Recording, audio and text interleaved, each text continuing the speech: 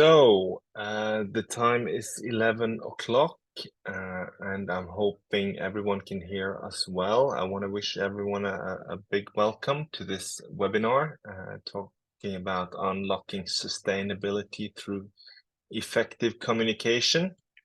I'm going to introduce our panel pretty soon, but first I'll do a quick introduction of things, and we'll get started. First of all, who are you talking to? I know some of the people in the audience are new to us at InnoCode.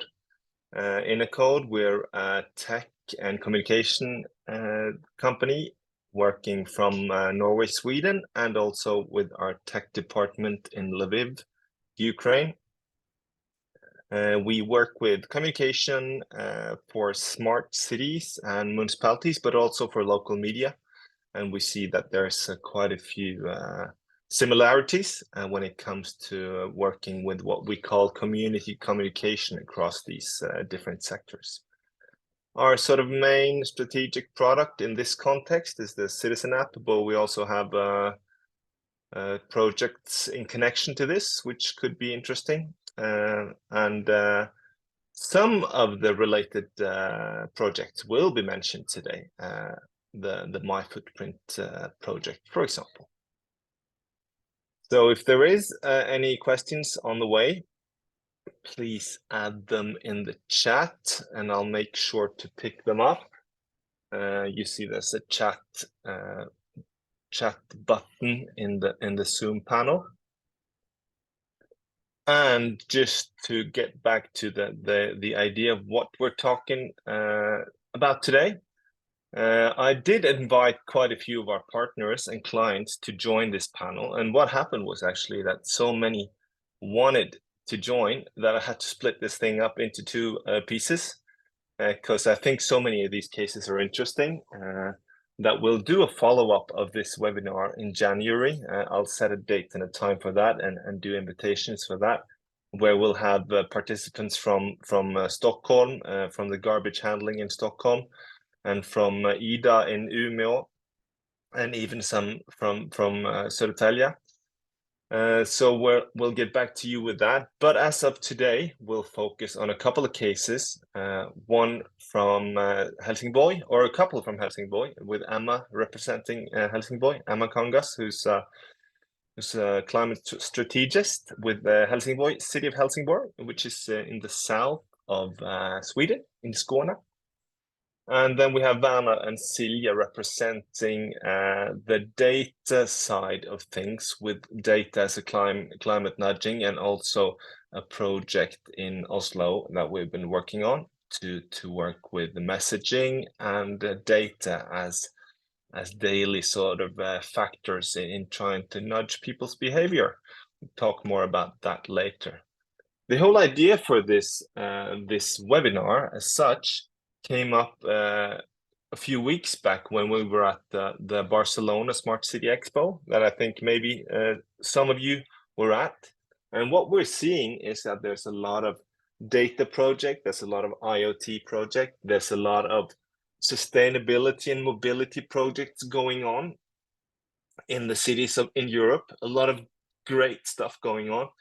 But what I was missing in many of the projects was the sort of the final step, the final communication part of this with the citizen. So actually engaging and building communication to the citizen about these projects, so we can actually engage the end consumer. So that's what we're trying to focus on in these webinars in November and then in January again.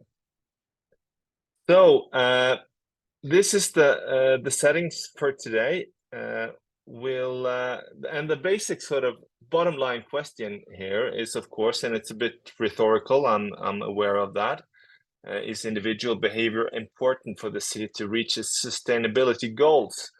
As I said, many cities do a lot of stuff, and many cities struggle to get this across and get these changes made with the end consumer or the citizen. So we'll look into a couple of cases, starting off with Emma, to see how Helsingborg has been doing.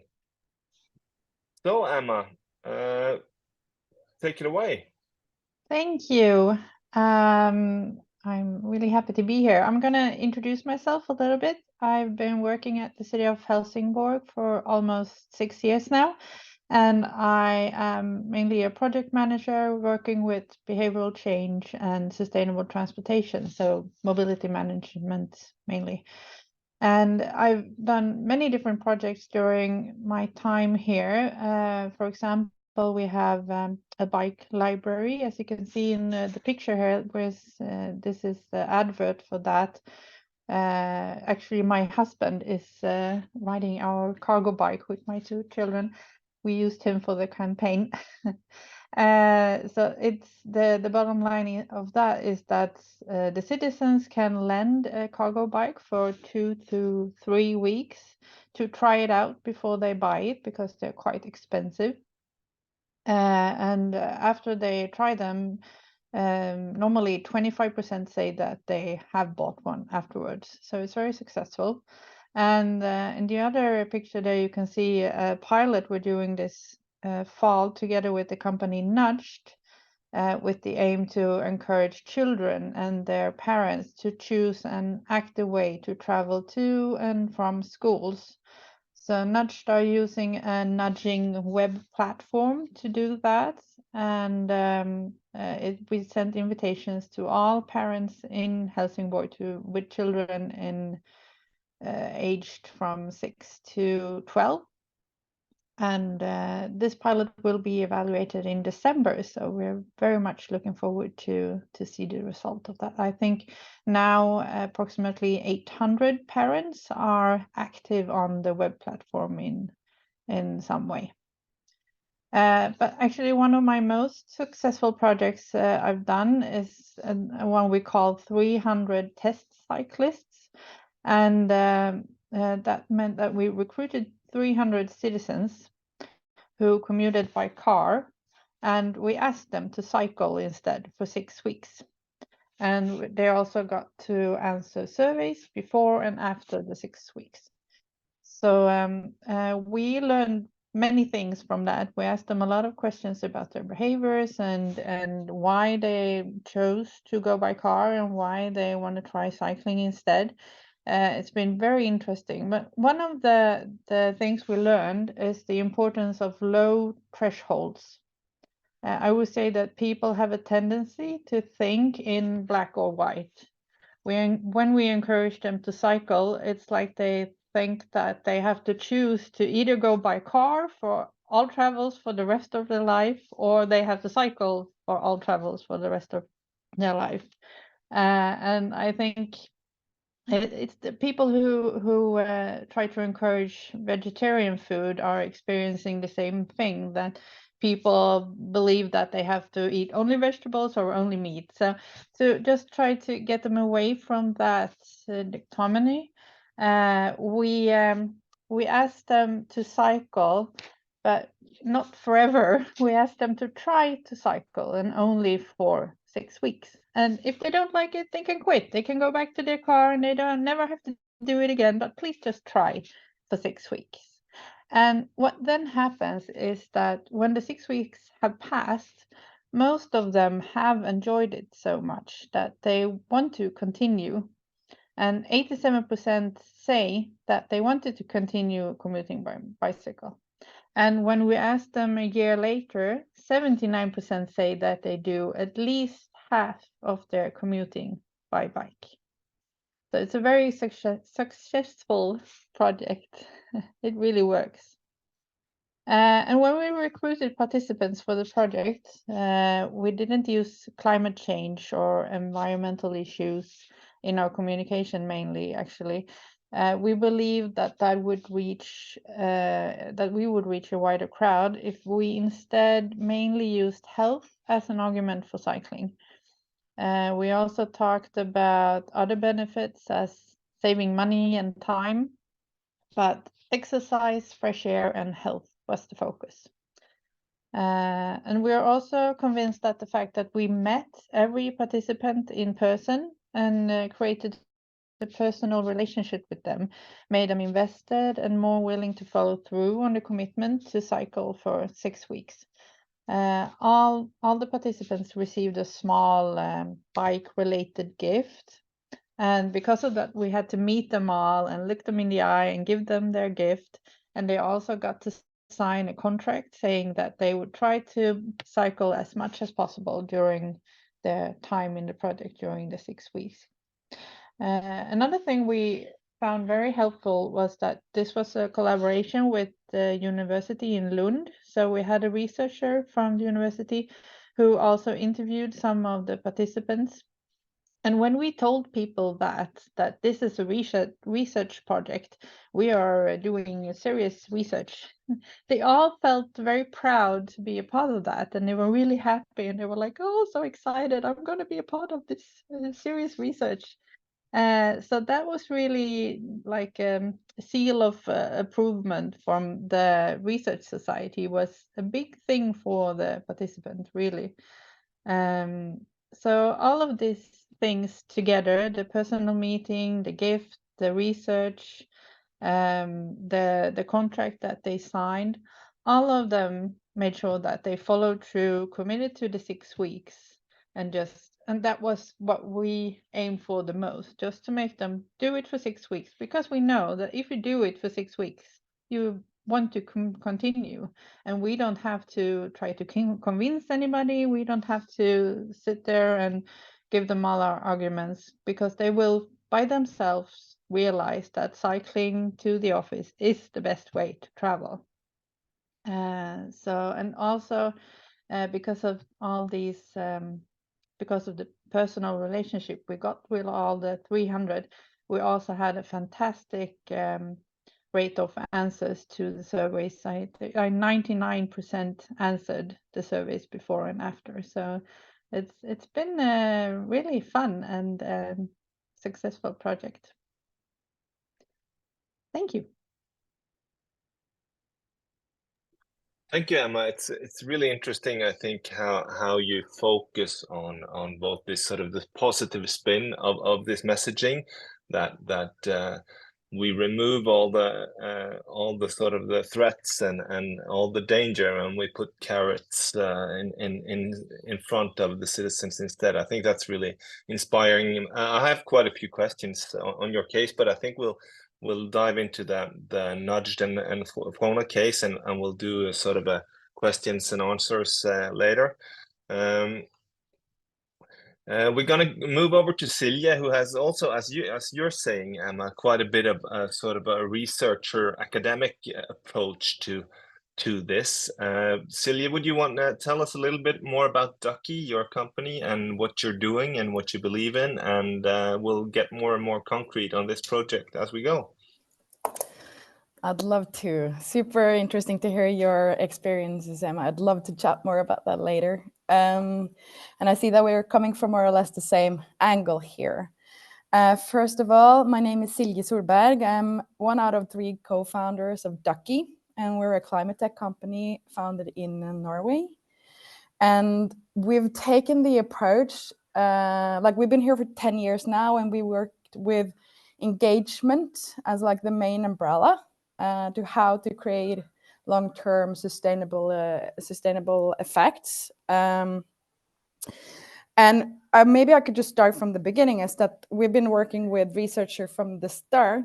And what we realized is that in order for us to, as a society, to change, we need to start involving the citizens, us as individuals. And in 2014, when we started Ducky, this was like nowhere. We all heard about the polar bear on the melting iceberg, and we've heard about like climate change, but no one seemed to have really taken any measures, right? So what we realized is that we don't have any way as a society to involve and communicate us as individuals.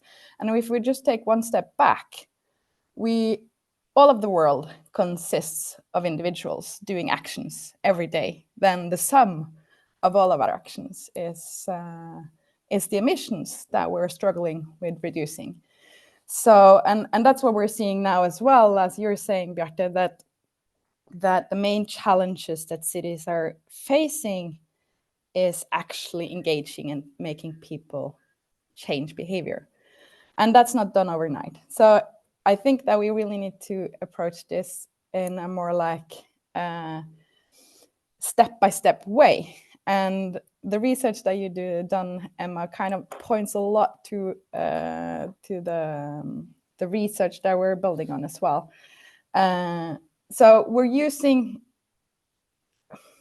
more or less like 5 good ways of communicating to individuals, and we're using the understanding of behavior change, and then we're using data, and that's what we're talking about here today, right? Because data is a crucial part about making people understand the effect of you as an individual. So if you're going to talk a little bit about our experiences, we started off with creating like a climate championship tool, which now has been, and I'll talk a little bit about that, but then that's involved into sharing data at different platforms as your Citizens app, right? But also like in your bank mobile app, in your energy app, in your all of these digital services and surfaces that we do engage with every day. Because we believe in Ducky that in order for us to actually start making different changes, we need to also understand how our behavior today is making that related to the emissions. So first of all, like data needs to be in there, so you understand like, okay, when I'm using heating my energy here, that actually relates to my emissions. Or if I'm buying an extra pair of jeans, for example, this month, that will add to my emissions as well. So our intention with like our tools and our data tools is then to be able to serve all types of services, so that you can communicate that when people are in your app or your service.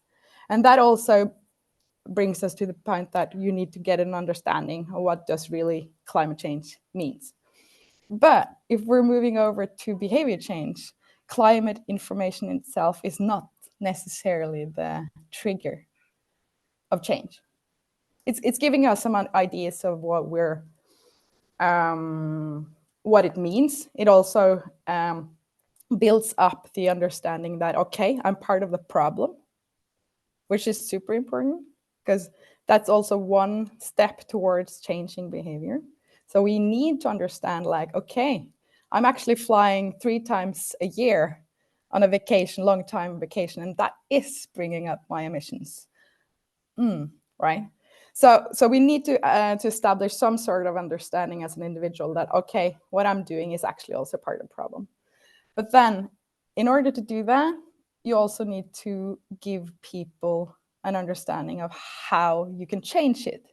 Because if you're not doing that, then you bring them into this dissonance feeling, right? That I can't do anything about it. I'm stuck. And that's where the psychology comes in, that we need to make actions simple. So, for example, what we're doing now with you guys in the Citizens app is to give citizens an opportunity to at least say like, okay, this is my footprint, but what can I do with it? And then give like a simple short list of different actions that you know is low threshold. That could be like turn off your light at home, biking to work, and showcasing like the effects of those small actions in your everyday life. So that's another thing. But we also need to make things more like social in order for people to start changing. So that's what you're pointing to as well, Emma, that you have to make this something that not you as alone are doing, but it is something that your network care about. So the strongest kind of like push towards behavior change is to make an understanding that the people around you care about this, people around you are changing. So the peer pressure part is important. And starting, so the way we work with this is to try to give you information on like, okay, 4 out of 5 in your neighborhood has done this measure already. For example, so starting to kind of like build the understanding that this is normal. This is what people do. And I guess you all are familiar of the effects, like if someone in your neighborhood get a solar panel or your roofs or actually get an electric car, then you look at your neighbors and like, oh, and then you start a conversation and you have this effects that, okay, others become more interested and they start to think about, okay, maybe that could be something for me as well. So it is super interesting to see that creating a bit of a new normal on climate actions is one of the most important measures, I would say, in order to like nudge individuals also towards changing. On a societal level, we know that 10 to 15% already try to make actions, and they're like really wanting to do that. Then we have like a large bulk of people that are too busy on their everyday life. And that's the bulk that we're trying to address. Those are the people that we want to help, taking like one step further to just like do some small actions. And as you're saying, Emma, it's super interesting to hear like how proud they are to be part of this, right? And I think you addressed the research on like you remove and reverse this dissonance that most people do actually have in their everyday life, that they know that this is not good for the environment, it's not good for your health, it's also bringing like, yeah, but then it's hard to change. So so there's definitely positive outcomes when people test. So that's I reacted to that. Like one of our tools, this climate championship tool, does address this a lot. And that's where we started as well. That we're delivering this mostly like it could be citizens' involvement. That we've done that huge campaigns with households being a team, competing towards other teams, your neighborhood towards other neighborhoods. But we also do it on school, deliver this to schools. And also workplaces. And what we're seeing from workplaces especially, and this is super interesting because you do have extremely high rate of participants joining when you do put people in teams with people they know from before. And then you have like the pure peer pressure, like, okay, everyone on your department is joining this climate championship. It's a 2 to 3 week thing. Then you're back to what Emma was saying, like it's a short-term thing. So it's not that big of a threshold. We're just doing it for a period. And this is not me. It's okay, I'm doing it for the team. And that brings me to another point here is that in order for us to bring people closer to start taking different actions in their everyday life, they have to test. They have to test climate-friendly actions. And that's super important. Then you kind of bypass all of the shit about like this is identity part and you just test it and you get a relationship and some experience about like, okay, this was actually cool. Like this food tasted well. Okay, now I know 1 recipe or 5 recipes of vegetarian food. So then we kind of touched the mental barriers for people on why it's hard to change. For example, you don't know where to buy stuff in the grocery store, or you don't have access to a bike, or you think it's cold biking outside in the winter, and so on and so on. So actually testing out actions is the most effective measure I think we could do for people in that like large bulk of citizens to just like start. And I also think we need to add expectations to this, because changing behavior takes time. So addressing like a campaign for a period of time, we should be more like focused on one thing that we want people to change on. So for example, the bike part is a very good example, showcasing like, okay, let's do that with people that we know are driving a car a lot. And that's also where our data is helping our municipalities, is that we can address neighborhoods that has a very high level of car ownership and kilometers driven per car, to kind of show like, okay, here you have people that are driving a lot of car, but the bus is also going pretty often. So that means that, for example, the municipality would then be able to target different types of campaigns better and get better use of, you know, like time, efforts, and money on a campaign. So that's maybe one of the good things about data, that we could be better at targeting and then also create a better fit message to that group that would help them start testing. So it's not like a one solution fits all, but it's a work in progress, step by step type of approach. So yeah, I think I'll leave it there, and maybe Vanya, you could tell a little bit about how you're doing it in the Thank your you, app. Silja. Yeah. What I'm picking up on is what you're saying is data is really good for understanding the sort of the situation, to get an understanding of my footprint, my involvement in the big global picture, in a sense. And sort of low threshold tips is better for actually gaining some sort of positive change. And then the best factor communication wise is the peer-to-peer sort of communication that can be made. Okay, Ivana, how have we at Innocoda and Ducky together with the municipality of Oslo, how are we trying to implement this?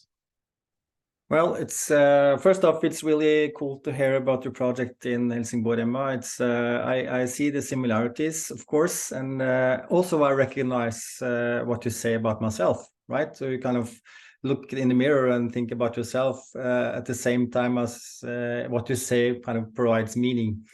I also have a huge amount of questions, but I'll take them after. Well, the city of Oslo contains of 15 districts, right? So we've been working from the get-go with the district of Frogner, eller bydel Frogner on Norwegian. And when we launched the app, after a while, we connected with Ducky, with Silja's colleague Mats, and we started thinking about how can we kind of make a difference and make a different approach than there often are today. And what Bjarte said initially is how can we engage with citizens in a different way. So it kind of, the picture is, if you see on here about sustainability and the challenge of what we are seeing today, it's kind of exhausting for me as an individual and a family. It's frightening, and you kind of ask yourself, what can I do as an individual? Does it help? What should I do? And you kind of stuck in a sort of a loop, and you kind of experience that, Emma, as you kind of proceeded with your projects. So what we kind of built with the kind of experience and competence from Ducky, we kind of, okay, let's put this in our citizen app. And the whole idea is that we believe that you could reach amount of people on the website, of course. But if you have the same amount of or specific information and communication in your pocket, it's more easy to reach the audience at a daily basis.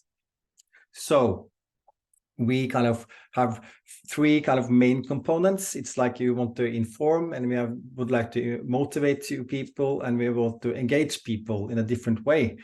And in kind of when we launched it now for a couple of weeks ago, it's kind of I wouldn't call it a soft launch, but we have to take into consideration what Emma and Silje said, that this kind of complexity here, we have to make it easy, we have to make it accessible, and we have to make it available, and it's have to be simple. So the threshold is low in the beginning. So it's kind of a discovery phase we are in now. People are discovering that we have launched this feature that we call My Footprint in the app. You can see some examples here, and the last slide Bjarte showed.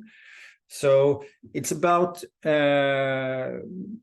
people to discover kind of different tips, both provided from Ducky, and also now we will make it available for citizens themselves to provide tips that they have and be shown and launched in the app, of course, approved. But then it's about explaining what is this product about, what are you trying to do, did you know that you actually could do this and that, and it will actually help, small steps. And then we will kind of nudge, and we will provide tips, and we'll provide the availability to do different steps, small steps in your daily life. And then this will be interesting, Celia, of course, because this is long term. This is not 6 weeks. This is like to reaching goals for 2030, right? So we have to kind of do it slow but fast. So in this first launch, we are just nudging and informing you and telling you what you're making you aware of different stuff you can do in your daily life. And then we'll kind of apply different layers of data and activities to measure what you actually do. Like you were kind of talked a little bit about that, Silja, but we are talking about cell phone data to provide mobility, to see kind of how people move in different neighborhoods and stuff like that. But we won't start that. And also, I have a dream, and another person said that one time, but it's like, I want to kind of collect that data that you have in your, not personal data, let me be clear, but your data that provides all the purchase from your bank application, and the data you have from a grocery app, and the data we have from a power provider. I want to kind of compile those data so we have one place to kind of see it all, because if you have to open 14 apps to get your consumption level, it will be, again, exhausting. But we are not there yet, but this is a kind of the start. How can we compile data, and how can we provide it to you that it kind of motivates you to do different things? And it kind of has to be on the level that provides me as an individual meaning. So if we have to personalize content, and we have to be really good to kind of get feedback from users to what actually work and what doesn't. So this is a start. How can we put Silja and Emma in everybody's pockets to kind of provide us with good information and motivation to do small steps each day? And if you do those small steps, like you said, Emma and Silja, eating one meal of vegetarian or do the bike, then you kind of, oh, wow, it's actually cool. I can bike every day it's sunny, but I will take the car when it's cold because I don't like to bike in the rain. But eventually you will buy the raincoats and then new stuff for the bike, and you will buy a bike then again. So we kind of have to apply this softly, because you can't, we still have time to use the carrot, Bjarte, right? It's not the stick yet, but it will come in a couple of years. But we are at the time now that we can gently apply you with motivation to do better things, and it's in your pocket. That's the kind of key element. So I'm really excited to see how it goes. We just launched it, so it will be changes all the time, but it will be funny to see, not funny, but interesting to see how this will proceed. And we have a huge amount of other products that's really interesting as well. So, but I'll stop talking. Thank you, Werner. I'm gonna skip the slides for a while because I have a lot of questions, and there are questions from the chat too.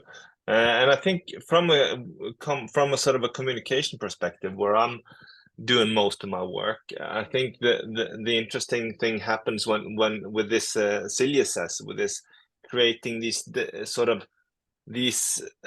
interfaces or these surfaces where you actually meet the people every day or every week, often, because we can't.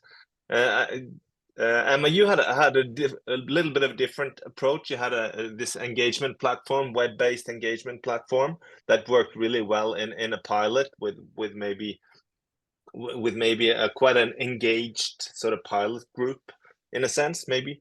But I think it's interesting to try to create these surfaces that you can actually, instead of waiting for them to come to you, you can actually come to them when you want to say something. In marketing, we're talking inbound and outbound. I would like to see, of course, a citizen and public sector to work more with outbound channels on this, where I see that many work with engagement platforms and similar, where it's still web-based, it's still up to the citizen to actually visit this environment.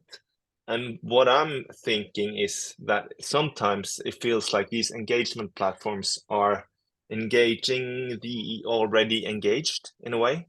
So you're picking, as you were saying, Emma, you're picking up these 10% that are already, do all this, and they want, of course, they want this confirmation that this is good and I'm doing the right thing, but still we do have a hard time reaching the other 90%.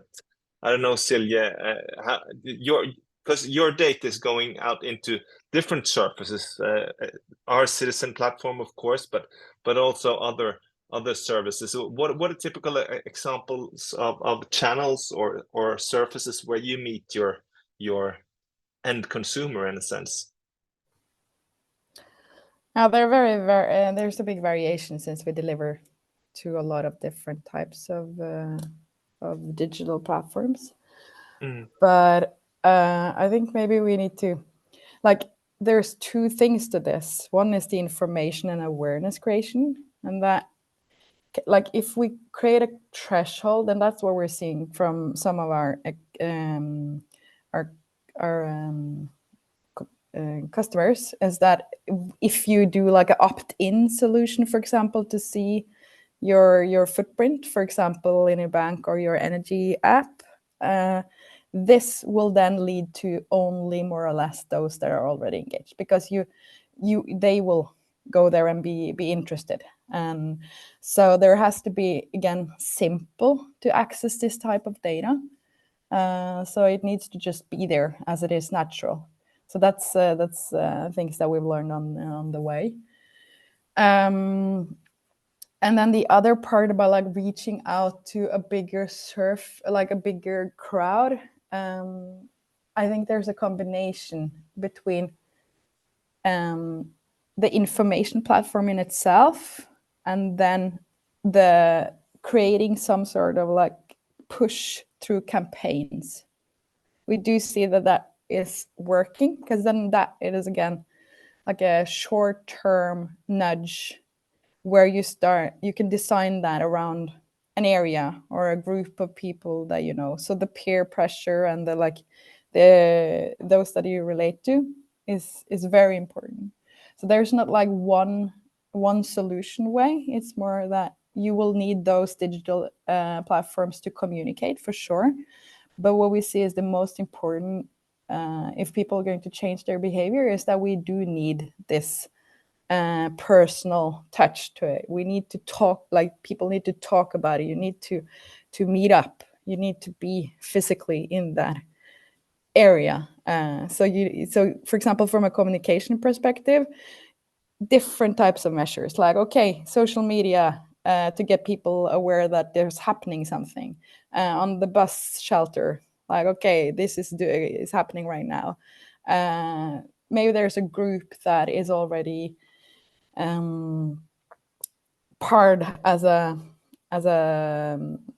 engaged group, and then they are part of engaging their friends and families again.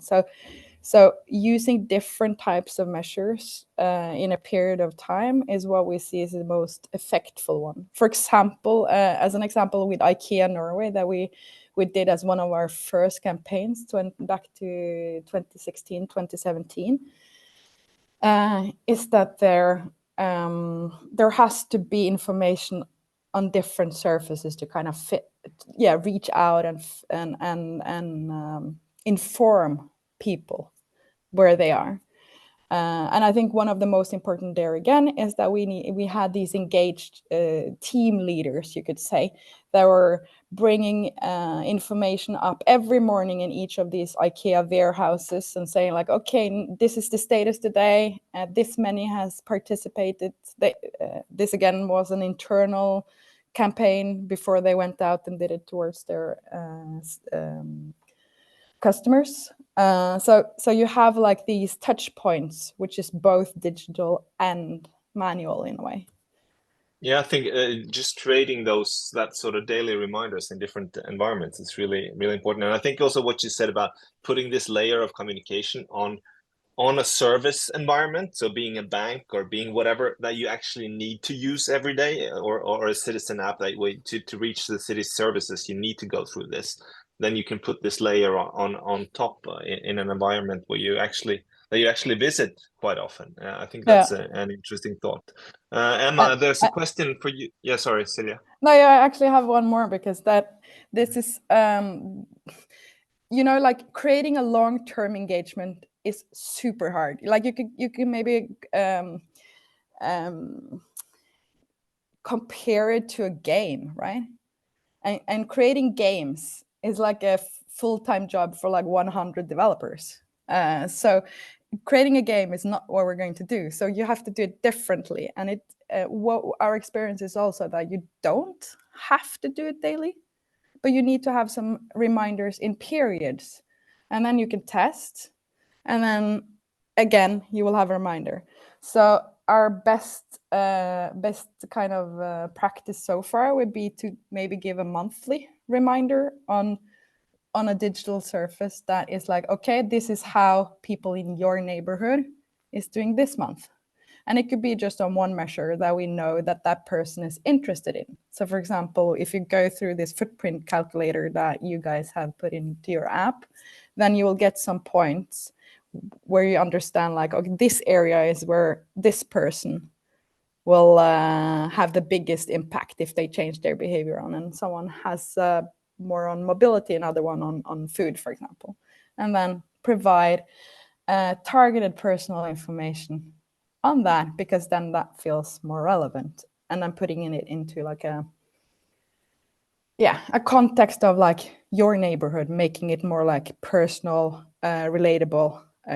Most of your people in your neighborhood, this is where you identify yourself with. So that's a good way to go, I think. Just like small nudges that will start creating a better understanding, like, oh, there's a lot of people doing this in my neighborhood. I should test it too. Yeah, interesting. Thank you. Emma, there was a question for you in the chat about I think Helsingborg is a bit known for its pilots and its innovation projects. You do quite a lot of these, I know, and there's a URL for those interested. I think it's innovation.helsingborg.se, where these projects are presented, and there's a stream of them coming every year, so it's interesting.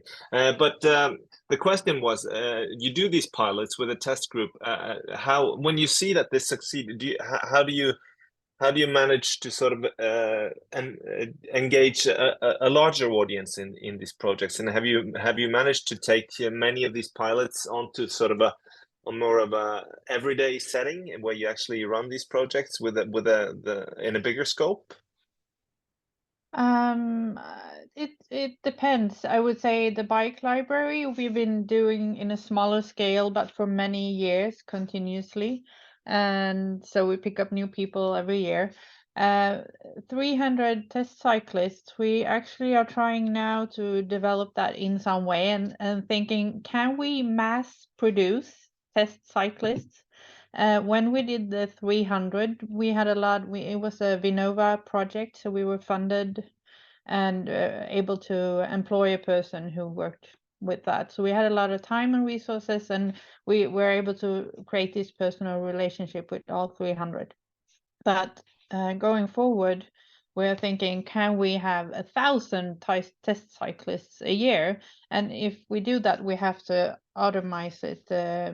We are talking about using some kind of IE tool to digitalize the whole process, to just do it in a really big scale. But as we have all been talking about, we still have to keep this personal connection, and it is a challenge. How will we achieve that personal, the sense of being in a group and the connection between us and the participants?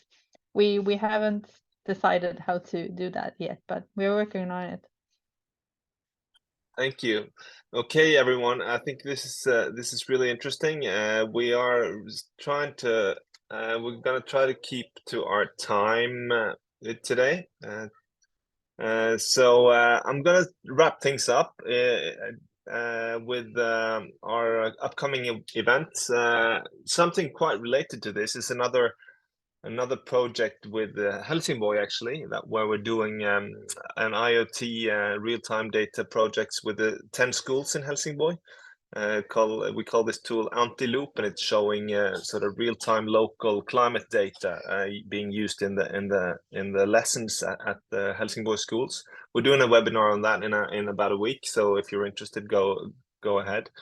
We're also doing a follow-up on this in January, as we talked about, and then we're doing a more sort of product focused on the Citizen app.